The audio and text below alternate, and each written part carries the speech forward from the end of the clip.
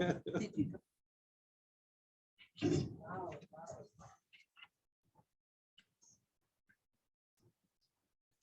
everyone, and welcome to the Tulsa Center for Spiritual Living on this beautiful, warm Saturday evening in Tulsa, Oklahoma.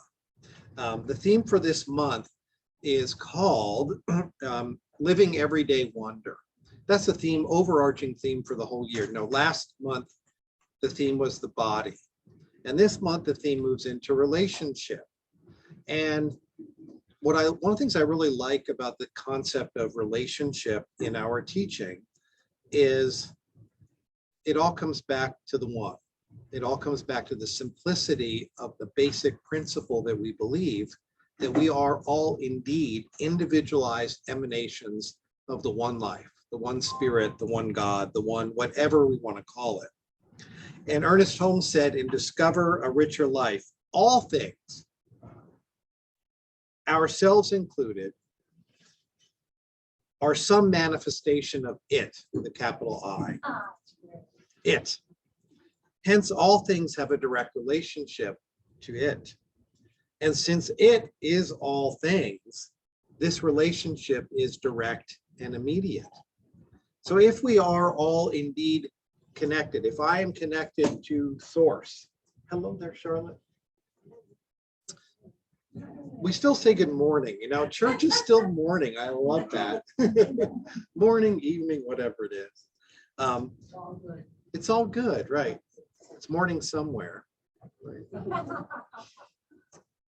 That we are all indeed connected, through this essence. If we believe that we are part of one wholeness of it, then of course we must have direct access to it. If I am a whole body myself, I have direct access to the pieces of me. They are inseparable from me, from who I am and what I am. So then, of course, I must also have immediate access to the allness of God, spirit, life, whatever we call it. There is indeed only God. And the way we relate to ourselves, to one another, to the world, and the universal power are all interconnected and inseparable. We cannot claim to love God and hate ourselves. We cannot declare that it is just an equitable universe while treating others, people, animals, the planet, unjustly and inequitably. It's hard to believe that and act a different way. Of course, we're human, right? So this month is an invitation to anchor in the spiritual practice of engaged relationships and actively revel in the wonder of how those relationships are all ultimately the unfolding of spirit with itself. Ernest Holmes also said in Can We Talk to God, I believe in a direct communication between spirit and the individual, the universal spirit personifying itself through each and all. This is beautiful, logical, and unavoidable conclusion. That spirit and the individual with the universal God, spirit, life itself, personifying itself through each of us and all things. That the math is logical and it works and it resonates with so many of us who choose this teaching as one of our spiritual paths. So this concept, of wholeness is one that really comes to mind for me in our world today. There is, and it seems like often I wind up working this into the talks because there's so much to see that looks other than oneness and wholeness. And when I set the intention to be here with you, and it starts with sitting with Walida with a pen and a book and says, how about this date? As those dates get closer, ideas begin to come up to the surface, right? This is a co-creative process. These talks, the bones of these talks are part of a global theme at Centers for Spiritual Living. But there's lots of blank spaces on the page, right? Right. Lots of opportunity for things to come in and through. And sometimes when we set an intention to talk on oneness and relationship with myself, we get to see examples of what's not that. And I remember that the message of this is that if I am one with all of life and all of spirit, then I have the opportunity to treat myself that way. And going back to the old peace song, right? Let it begin with me. It all begins with me. So when I look at things in the world today, as we approach the 4th of July, and the concept of freedom in our country, the concept of oneness and connection, it's no secret that we are divided. The appearance of division in the world today. But we know that beneath it, the opportunity for healing comes with those quiet moments of where am I not seeing myself as being perfect, whole, and complete. And then that manifests in how I feel about myself, how I treat myself. And then we'll learn in the coming weeks as these talks unfold, how do we interact and treat with each other? How do we interact and deal with society on a more global scale, knowing that we believe in this concept of wholeness, knowing that we are part of this singular life force structure with brilliant individual emanations of that one life. And humanity comes into play, and the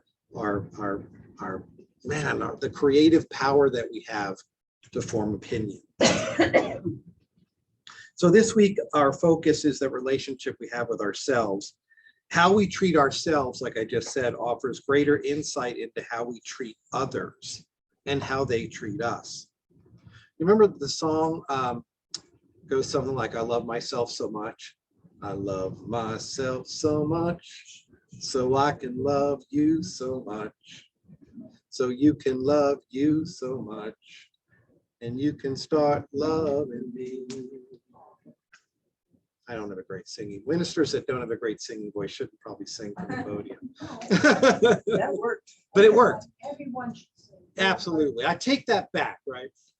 There's this powerful connection that as I love myself, I don't do it so that I do it so that I can appreciate and love myself, which gives me the strength and openness and authenticity to love you, which opens up that connection for you to in turn come back and love me. I don't love myself so that you can love me. I love myself so that the energetic flow, like this wave, is unfolding. And as it drifts off the shores, it comes rolling back in an infinite way. That opportunity is to be able to move back and forth. But to do that first, I want to start with a little fable fairy tale. Well, we all love the fairy tale, right? Once a long time ago in a distant land, a prince was riding through a deep forest from his home with his company of soldiers, looking for new lands to conquer, because that's what they did, right? Quite suddenly, he came upon a clearing in the trees, and there before him stretched this meadow so beautiful, leading to a glorious hill. The hill was covered with blossoming trees and bushes and wildflowers, and at the top of the hill was a castle that seemed to be made of pure gold. It sparkled in the sunlight so that the prince was nearly blinded. So much beauty. Fascinated, the prince signaled to his regiment, and together they rode closer and closer up the hill toward the castle. The birds were singing, the flowers had a perfumed smell. And as they drew near the castle, a window opened for just a moment in the wall, and a face appeared. A face that shone more brilliantly than the sun, yet more gently than any flower. And then it was gone. Instantly, he fell in love. So what did he do? He knocked on that castle door. Who is there? Came a voice, softer than the blue sky. It is I, Prince Rindelhart. I am known throughout the land for my bravery. My armies are the strongest. My castle is but 2 days' ride from here. May I please come and be with you? I'm not sure this approach is going to work. And the reply came, there is only room for one of us here. The prince rode away dejected. He traveled around through the kingdoms, fighting dragons, escaping dungeons, taking over land, doing what princes did. Everywhere he went, he was a hero, and yet that praise meant nothing. For everywhere he went, all he could think of was that shining light and the face and the words that he heard, "There is only room for one of us here." Finally, in desperation, he sought out the wisdom of a wise elder. "Perhaps your armies intimidate them," she suggested. Of course, he thought. So he returned to the castle and knocked on the door. Knock, knock, knock. "It is I, the prince. I come alone." And the reply came, "There is only room for one of us here." He went away again ejected, went off into the wilderness until he met an amazingly famous wizard. And the wizard said, "Perhaps they cannot know you with all of your armor and weaponry." "Of course," said the prince. So he returned and laid down his armor, his shield, his sword, and he walked humbly to the castle door and knocked, knocked, knocked. "Who is there?" asked the voice. "It is I, your humble servant. No soldier, just a man." "There is only room for one of us here," came the reply. For 7 more years, he wandered alone in the wilderness, forsaking his kingdom, thinking only of this beloved face in the window. He sought wisdom only from the stars and the sky and the quiet within him. Finally, one day, the prince returned to that castle on the hill. He had no armies, no armor, no horse.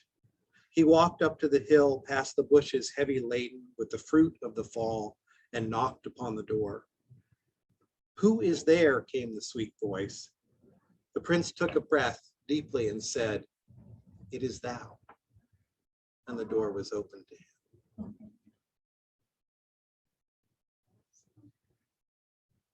So here is the prince as us, wanting to be something, wanting to be a match. Well, first of all, starting out pretty arrogantly, right? Saying, "Hey, come on, prince," you know. And he had to walk through, he had to make all of these mistakes in connecting to only find out that the power, the love, the attention, the desire itself was within. That in order to be connected to source, to his source, to the one, to his desire, he had to let go of all of these underpinnings and accoutrements, but not only that, to know that it is the eyes of the one looking at the eyes of the one. Not needing to be anything or do anything, to really be connected, to find that he did not need to be any of those things to become that a set essence or attraction. And indeed, when we come back to oneness again and wholeness, we believe that we are all individualized expressions, emanation of the one life. Then it truly is the eyes of God that we are seeing from and that we're receiving from the other aspects of life. So we can think then about how do we identify? Why do we come to life seeing ourselves as being separate? And there's a couple things that we're going to talk about here. One is self-identification. The other is self-care. And then the other one is the self-talk that we have. Ernest Holmes in the Science and Mind magazine said, "Our 3 greatest needs are to feel that we are needed, wanted, and loved, to feel that we belong to the universe in which we live." So our dear prince was getting rejected by all of those things until he figured out that all I have to do is show up and know that you and I are one, that we are truly connected there. we have so many different aspects to our lives. I was sharing with Chris earlier today. She asked me how my new job was going, and I shared about that with you guys back in May, I think, after I went off to spend a month training to become a flight attendant in Dallas, which I earned my wings and had a great time doing all of that. Made 42 new friends who were in my class and graduated with me. But one of the challenges that I have of moving from what I was doing before to what I'm doing now was I made myself so essential in my last job, so that I could be on call 24 hours a day, 7 days a week. And a holiday weekend was just, 3 more days to work until Tuesday. And that became such a part of my life that it's part of my identity. So on Friday night, when I'm working from home and my boss said, hey, we had our last meeting today, it's 2 o'clock, cut out for the rest of the day. And I'm like, you don't need me. I'm not wanted. So anyway, I worked with my practitioner this morning. I do sessions with a practitioner. It's an amazing thing. Highly recommend it. And we were talking about that, that to give myself permission to shed this role of being so needed in this job that I identified myself with, to be able to move into saying, this is a holiday weekend. This is a time to open up for space and self-care. And I get to identify this afternoon and today as a minister, that this day started with meditation, that this day started with journaling, that this day started with, letting the sinews of the talk finally meld together after stewing for the last couple of days without interruption. So the gift that comes in here is to say that I could change by saying to myself, I am whole, complete, worthy, and essential simply by being a living, breathing, God-entered soul, just like every one of you here today in the work that you do. And that all I need to do is know that I belong to the universe. All we need to do is know that we belong to this essence of life and love and power, to know that we are connected to that beauty. There are lots of different labels that we have, right? Mother, father, brother, sister, whatever role that we play, singer, student, coach, so many different things that we do in our lives, to know that we are more than that, right? That all of these aspects that we are interact with each other. We now also know that we can't just heal one area of our relationship with ourselves, that encompasses all of these parts of our life, even the ones that maybe we don't always like so much. We get to nurture them all. Have you ever thought about the things that we maybe don't like about ourselves or hide from the rest of the world? What might change in our lives if we stop hiding some of these things? I think back to being, what will people think if I showed my real self, right? Guess what? Probably like it, right? I think about all the quirky, creative, playful people in the room here right now and online. Imagine if we were hiding some of that light. And imagine what happens when we let some more of that through. There's a Zen quote that says, the foot feels the foot when it feels the ground. I like that, right? The foot feels the foot when it connects with the earth, as we get grounded. So that we can move then also into this aspect of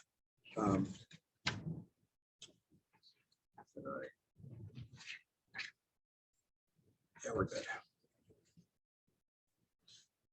We move into this action of connection and taking care of ourselves, like I talked about this morning. This is that connection of self-care. When we move into a place of letting ourselves let the light out, letting ourselves be okay with doing what we need to do to relax and rest and show up for church or not show up for church. And to know that we can be connected and take care of ourselves. Another great indicator of how we feel about ourselves is self-talk. What are we saying to ourselves? You know, some of us, you might trip or fall or something and say, God, I'm so clumsy. God's like, you bet, I'm going to give you some more of that. Gosh, I'm such a fool. Why did I eat that or do that or not do that? All of these little things. But each of those self-talk aspects are an opportunity to really engage with it. What is seeking to come through when we're being self-critical, right? If I say, God, I'm so clumsy, it can be stop right there. I'm not clumsy. Just because I tripped or knocked over a glass or did something doesn't give me the right to judge myself or label myself. And if this is who and what I am, who and what are we? I'm an individualized expression of that one whole, divine, incredibly wonderful, pure love aspect of God that just happened to trip or knock over a glass. That doesn't give me the right to judge myself or label myself in that way. When I talk to myself about myself, what kind of things am I saying? Are they more life-affirming or life-denying? Do they inspire or do they depress?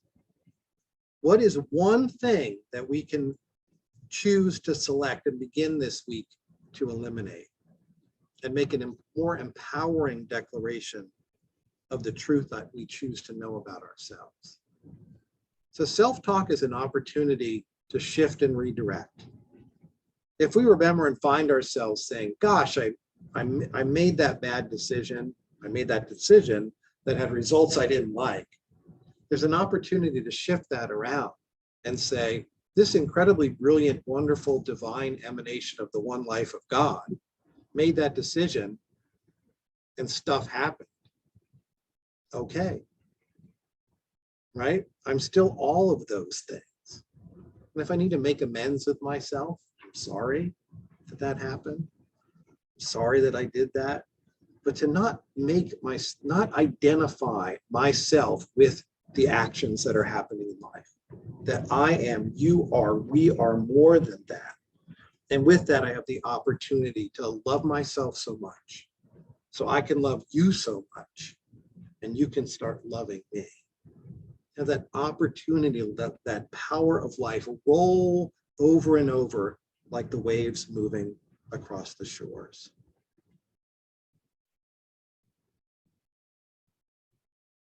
Here's another thought about this. The way that we treat ourselves has an impact to those who are closest to us. It's not just about me, right? Where do I see any of my self-judgment, self-criticisms having an effect on them? And the other side of that is, where do I see my self-empowered, self-loving, and authentic inspirations affecting them? Because both sides of that coin are true. It's an opportunity to acknowledge the places where the self-judgments and self-criticisms are happening and move instead to that more brilliant side. So this week, with wonder in our hearts, in your heart, explore yourself a little bit. Ask yourself out on a date. Get to know you as if you were going out on that date, becoming your own best friend in the process, and begin to fall in love again, or continue to fall in love with you. Maybe this occurs by doing something nice, being with yourself, the unique gift of saying, I'm going to accept this love. Whatever way you choose, honor and celebrate you this week. This might be challenging, might not. This is where we're invited to ask in a friend, a trusted friend, a minister, a practitioner, a therapist, a coach, to help guide us on that path of rediscovering just how spiritually magnificent you are. And how that magnificence is evidence in our lives in a way that may feel mundane or anything but wonderful. But self-care is also asking for support. So let's lean into each other in this week ahead, knowing that next week's talk is about me, myself, and we, I think. This one's me, myself, and I. Next week is me, myself, and we. And think about how we can start loving we. And so it is.